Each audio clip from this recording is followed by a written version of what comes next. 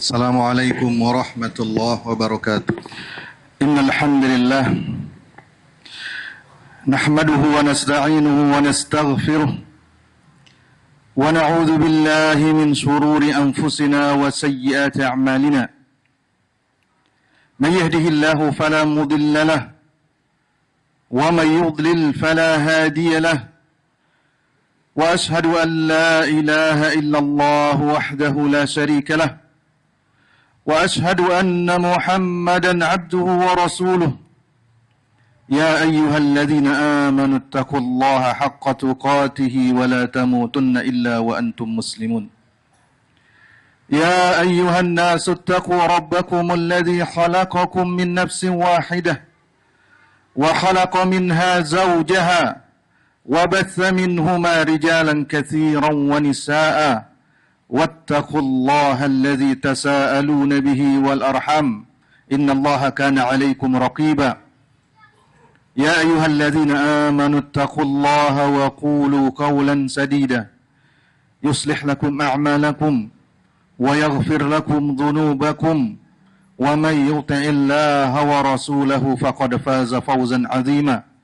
أما بعد أيها المؤمنون, salah seorang tabi'in, Abu Hujaifah atau Abu Juhaifah rahimahullahu ta'ala, dia meriwayatkan dari Ali ibn Abi Talib radhiyallahu ta'ala anhu bahwa dia pernah datang kepada Ali radhiyallahu ta'ala anhu. Kemudian Ali bin Abi Talib radhiyallahu ta'ala anhu berkata, "Ala uhaddithukum bihadithin yanbaghi likulli mu'min an ya'iyahu?" Maukah kalian aku sampaikan kepada kalian satu hadis atau satu ucapan yang setiap mukmin pantas untuk menghafalnya dan memahaminya. Kemudian Ali bin Abi Talib radhiyallahu ta'ala anhu membaca firman Allah Subhanahu wa ta'ala, "Wa ma asabakum min musibatin fabima kasabat aydikum wa ya'fu an katsir."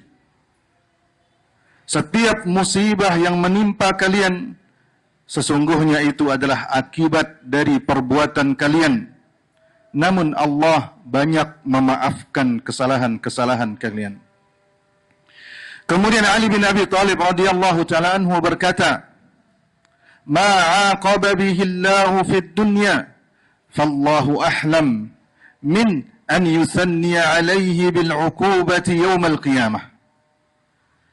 Ketika Allah Subhanahu wa ta'ala menghukum seseorang karena dosanya di dunia, ketika Allah Subhanahu wa ta'ala menghukum hambanya karena dosanya di dunia, maka Allah maha lemah lembut. Dia tidak akan mengulangi hukuman tersebut di hari kiamat. Wa ma 'afallahu anhu fid dunya fallahu akram min an ya'uda 'afwahu yaumal qiyamah. Dan ketika Allah Subhanahu wa ta'ala memaafkan seorang hambanya di dunia, maka Allah maha dermawan, Allah maha mulia. Dia tidak akan menarik kembali maafnya itu di hari kiamat. Pahamilah ini, ayyuhal mu'minun, sebagaimana para salaf kita memahaminya, dan mereka selalu mengambil pelajaran dari apa yang mereka alami pada diri mereka. Seperti Imran ibn Husain radhiyallahu ta'ala anhu, ketika Allah mengujinya dengan musibah atau penyakit pada jasadnya, dia pun berkata dan menyimpulkan, "Ma urahu illa bidhanbin wa ma ya'fu Allahu aktsar." Tidaklah musibah yang menimpaku ini melainkan karena dosa, dan sesungguhnya yang dimaafkan oleh Allah itu jauh lebih banyak. Seorang mukmin, dia mengambil pelajaran dari musibah yang dia alami. Kemudian dia berusaha untuk kembali ke jalan Allah Subhanahu wa ta'ala, karena dia menganggap itulah sedikit teguran dari Allah atas salah satu dari sekian banyak yang dosa yang dia lakukan. Mari kita renungi kembali Perbandingan yang dibuat oleh Salman Al-Farisi radhiyallahu ta'ala anhu tentang orang yang beriman dan orang yang durjana kepada Allah Subhanahu wa taala. Salman berkata, "Inna Allah azza wa jalla yabtali 'abdahu al-mu'min bil bala' thumma yu'afihi fayakunu kaffaratan lima madha wa yasta'tibu fima baqi."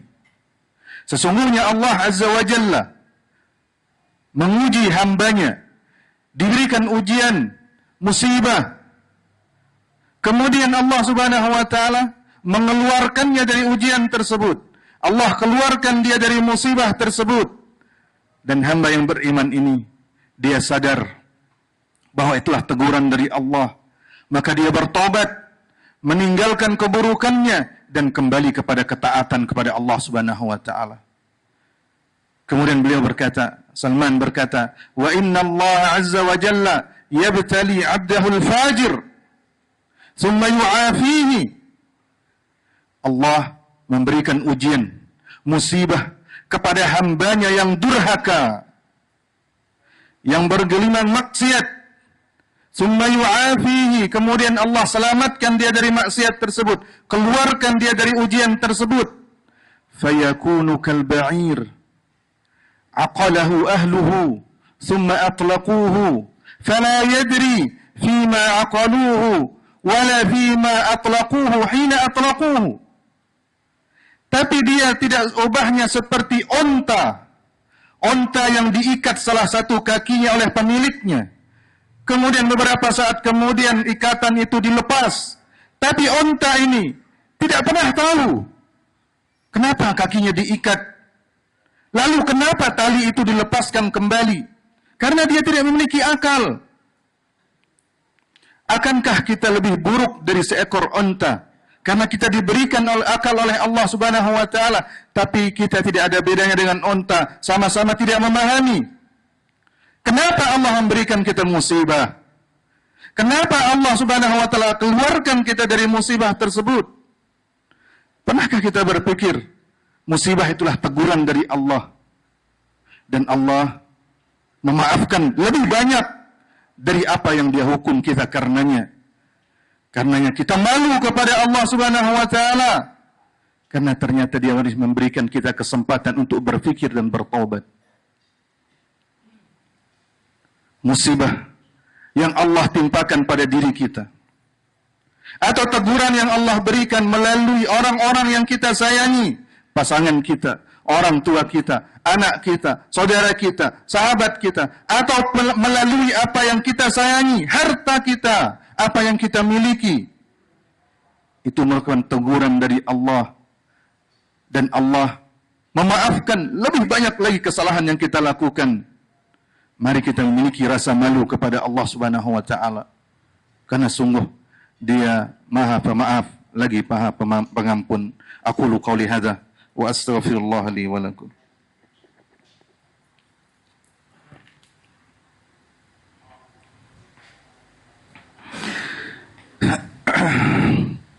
Innal hamdalillah nahmaduhu wa nasta'inuhu wa nastaghfiruh wa na'udzu billahi min shururi anfusina wa sayyiati a'malina.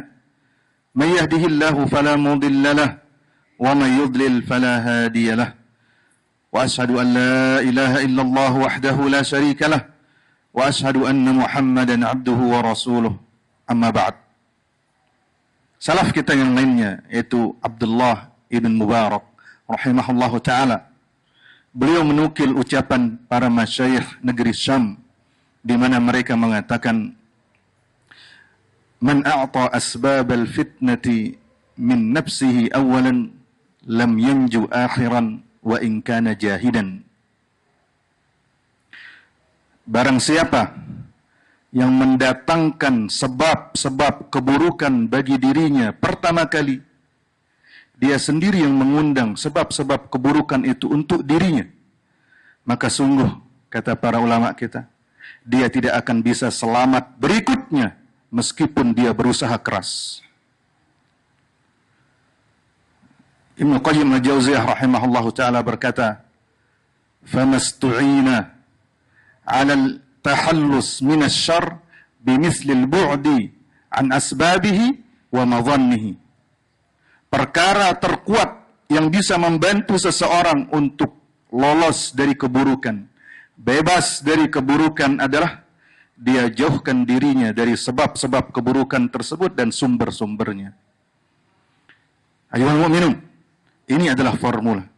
Dan sebelumnya adalah analisa dari para salaf kita yang mengerti ilmu dari Allah Subhanahu wa taala, bahwa sebab seseorang yang tenggelam di dalam sebuah maksiat tanpa dia bisa keluar darinya, padahal dia sudah berusaha, itu karena pertama kali dia yang mengundang dan mendatangkan sebab-sebab keburukan tersebut bagi dirinya. Akhirnya dia kesulitan untuk melepaskan dirinya. Maka mari merenung dan introspeksi diri, muhasabah diri, koreksi diri kita, periksa diri kita. Apa yang menyebabkan kita tidak keluar dari maksiat ini? Apakah itu karena HP kita yang tidak pernah kekurangan kuota internet, sehingga kita bisa pergi kemana saja, melihat apa saja, menonton apa saja, mendengar apa saja? Bertakwalah kepada Allah. Sekali Anda mendatangkan sebab keburukan melalui internet ini, Anda tidak akan pernah lepas. Jika sebabnya adalah wanita, maka sekali Anda memudah-mudahan dengan berinteraksi kepada wanita yang bukan mahram, tidak halal bagi Anda, selama-lamanya Anda tidak akan pernah lepas dari keburukan tersebut. Dan seterusnya, kita teliti apa yang menyebabkan saya berada dalam maksiat ini, belenggu maksiat ini, tanpa saya bisa melepaskan diri, padahal saya ingin dan begitu kuat keinginan saya. Kenapa begitu berat? Kembali kepada analisa yang dikatakan oleh para salaf kita, yang diriwayatkan oleh Abdullah bin Mubarak. Barang siapa yang mendatangkan sebab keburukan pertama kali bagi dirinya, pada akhirnya dia akan kesulitan melepaskan dirinya meskipun dia berusaha. Allahumma salli ala Muhammad wa ala ali Muhammad kama sallaita ala Ibrahim wa ala ali Ibrahim innaka Hamidum Majid, wa barik ala Muhammad wa ala ali Muhammad kama barakta ala Ibrahim wa ala ali Ibrahim innaka Hamidum Majid. Allahumma inna nas'aluka al-huda wat-tuqa wal-'afafa wal-ghina. Allahumma inna nas'aluka 'ilman nafi'a wa rizqan tayyiba wa 'amalan mutaqabbala. Allahumma ya muqallibal qulub, tsabbit qulubana ala dinik, wa ya musarrifal qulub, sarrif qulubana ala sunnati nabiyyika sallallahu alaihi wasallam, wa sallallahu ala nabiyyina Muhammad wa ala alihi wa sahbihi wasallam, wa akhiru da'wana alhamdulillahi rabbil alamin.